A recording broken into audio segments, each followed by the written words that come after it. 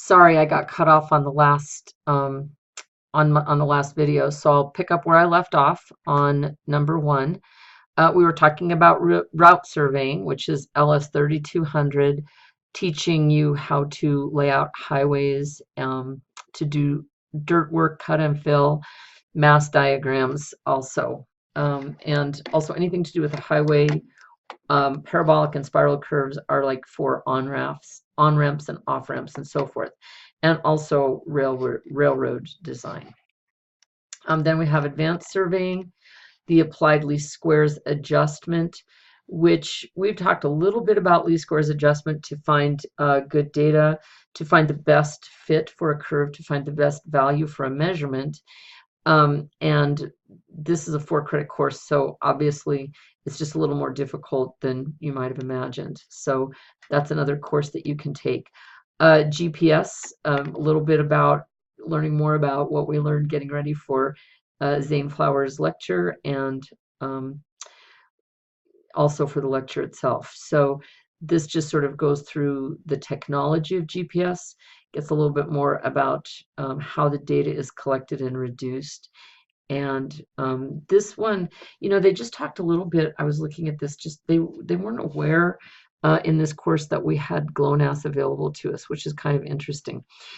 LS 3300, I wanted to take a minute and talk about that. Ethics for professional surveyors. Any profession, including surveying, is, some people would actually say a profession is defined by the code of ethics. What ethics really are is a lens through which you view everything in the profession. And for surveying, ethics is about protecting the health, safety, and welfare of the public, plus protecting the bona fide rights associated with land ownership. So when Zane was here, he talked a little bit about the idea that just because somebody hires him to do a survey, that in no way orients his results toward the person who's paying him. The results are based on the rights associated with the land. So if you pay for a survey, it may fall in your favor or it may fall in the favor of the other guy. So and ethics is clearly dictates that it's not a client driven, but a legally and ethically driven profession. Remote sensing and photogrammetry. That's really interesting because right now we have such an explosion of the technology involved with drones or unmanned aerial vehicles or UAVs. So photogrammetry is a big part of the profession right now. Getting data in that way is a pretty amazing deal. So then the last 3 courses, we have land subdivision and platting. Land plats are developed from field notes or from the data that you collect in the field, and those become an integral part of the deeds that transfer land ownership, or that define land ownership between maybe public land and private land, or between 2 adjacent or adjoining landholders. Then there's an advanced public land survey course, and hydrographic, which hydrographic is just talking about basically water. So there's a lot of different courses that you can take, and if you combine those courses in the state of Wyoming with a degree, or sometimes without a degree, depending on how you go about it, you can come up with the entry to take the land surveyor and training exam and the professional land surveying examinations, and continue on your process for becoming a licensed land surveyor. So here in the state of Wyoming, the professional organization that is responsible for the professions of both engineering and land surveying is called the Wyoming Board of Professional Engineering and Land Surveying, which I've shown you the document here, and you can see the website, engineersandsurveyors.wyo.gov. And basically all of the information that you need in order to become a land surveyor is here on this particular website. Now, where we look to find that information is under Rules and Regulations. And under Rules and Regulations, there is an electronic copy of the governing document, which is Rules and Regulations and State Statutes. So if you look at the table of contents here, you'll see that Chapter 1 talks about general provisions, Chapter 2 is fees, and Chapter 3 is license and application requirements, which is really where we go to find out what are the requirements to become a land surveyor. And we can continue through and you can see a lot of different things about how you need to practice your profession, what are the requirements, what you can and can't do are in the other chapters. But Chapter 3 right here is really if you wanted to become a land surveyor or a professional engineer, this is the chapter of the document that outlines the requirements. And since it's a profession that's regulated by the state, every state is a little different or can be a little different. So specifically to become a land surveyor in the state of Wyoming, this is where we go. So you can see Section 1 talks about engineering intern. Section 2 talks about land surveying intern. So let's talk about specifically about land surveyor. You have to have a curriculum approved by the board, which has to include at least 30 semester credits in surveying. And they talk about those core subjects, which we've gone through with the University of Wyoming. And all those courses are available online. So if you take ES 2070 here, you're eligible to start taking those courses. And only a few of them have a lab requirement. You can get the lab requirement fulfilled by working with a licensed land surveyor. If you are employed as a survey tech, for example, you can get that lab information out of the way. Or in our class in ES 2070, you have the lab, and the lab, of course, is the same for ES 2670, but ES 2670 doesn't have quite the math requirement to begin this particular curriculum. So you can see here that we have any curriculum approved by the board, which we'll discuss. We have some core subjects, and then we have elementary and advanced surveying topics. So you need to take 30 credits in this area where we have the practice, then we have the office information. We have a little bit about route surveying and boundary surveying, which could also be a real property law or document preparation. Here are some elective subjects.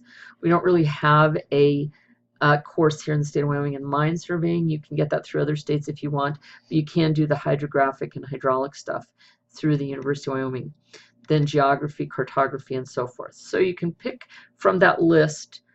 It's not entirely elective to you, but there are some categories that you need a certain number of hours in each of those categories, which was described above. Now, here we get into it. There have been some changes to this, but a curriculum approved by the board of at least 4 years looks like this. So you can get an undergraduate or graduate degree in surveying or geomatics or engineering, or not in surveying or geomatics, but that you have the 30 credits. So that's where the land surveying certificate through the University of Wyoming comes in. And then it goes through specifically and talks about what that curriculum needs to look like if it's not a surveying or engineering degree.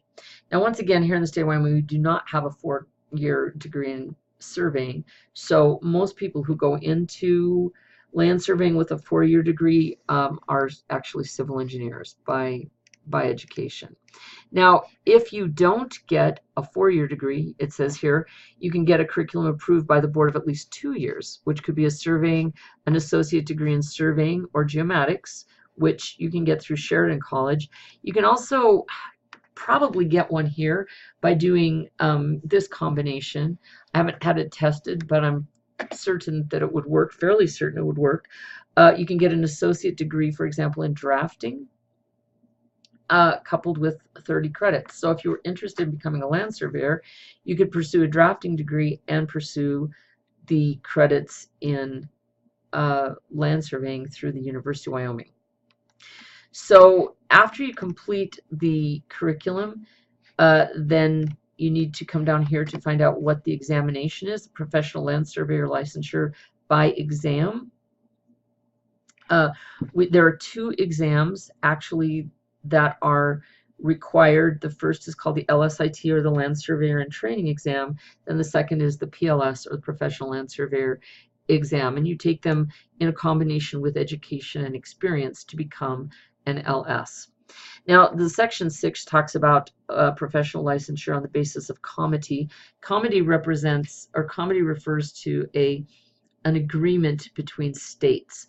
So if you are licensed in one state, and if Wyoming has an agreement with that state, you can use your license and do an abbreviated process to become licensed in the state of Wyoming.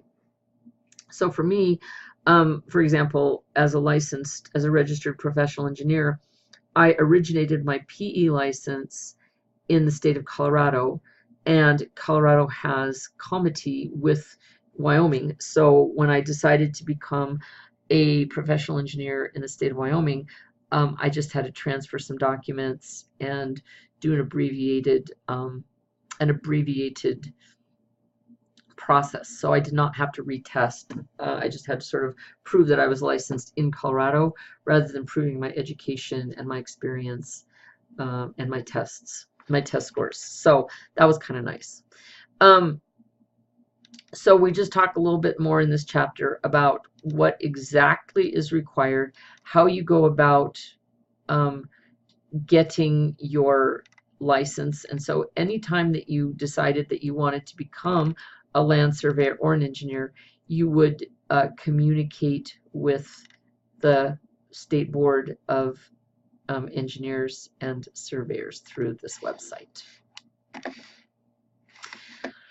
All right, so let's go over here and come back to the Be an Engineer website. So we've talked about all of the keys here. How to find a surveyor. This is also really interesting because you can sort of hang your shingle up here. Since we're registered by state, you need to go to a particular state in order to find a surveyor in that state, because wherever, I want to show you one more place on the Wyoming site, but you can, for example, we don't have any links in Colorado or Wyoming from this site. But if you go over to the Wyoming Board of Engineers, I have to type this in. There is a place where you can search for engineers or surveyors. So for example, you can go to license search, and this is all public information to some extent. But if you are looking for, say you wanted to have an engineer or a surveyor, and you wanted to see who was licensed under that information, I've searched on my name, and you can see that my PE license is number 8002, that I reside in Powell, Wyoming, and it will also give the details. Tells you my address, my phone number, when the expiration date of my license is, and what my branch of engineering is, and that I'm an active status professional engineer. So you can do the same sort of a thing if you were looking for a surveyor. You could find somebody who is licensed. I think we can do this. Let's find out here if we could find a land surveyor. Let's look for somebody in Cody. Let's see if this is enough information. So if we wanted to find land surveyor licenses in Cody, there we go. We have a list: Brett Farmer, Ed Reed, Paul Blau, Lyle Casciato, who is actually Zane Flowers' boss, Paul Campbell, Greg Meineke, Jack Groshek, Russell Blau, and another Copeland. So let's see if there's any more. So like if you had a surveying job to be done, you could call Richard Mushaw. I've worked with him as well. Griever, Fallweiler, and McJunkin. So you can, if you wanted to, for example, Richard Mushaw we could see that he is an active land surveyor, has his address, his license number, and this doesn't really have any contact information, but you may be able to contact him through this site. So there you go. So there's some other ideas if you ever are in need of a surveyor, where you could contact somebody. All right. So continuing on, I really like this site for general information, beasurveyor.com. And so if you make a decision of, like, say you wanted to go to Alaska and practice, you could come up here to the how to become a surveyor, and you could go to colleges and universities, for example, and pull up the state of Alaska and see what they have for bachelor's programs in surveying. University of Alaska, right here. You could go there and take a look. So, you know, it's also just a place for you to get the information that you might be interested in. So, those are the ideas about becoming a licensed land surveyor, and also about the educational requirements, the state licensure requirements, and the idea of surveying as a profession.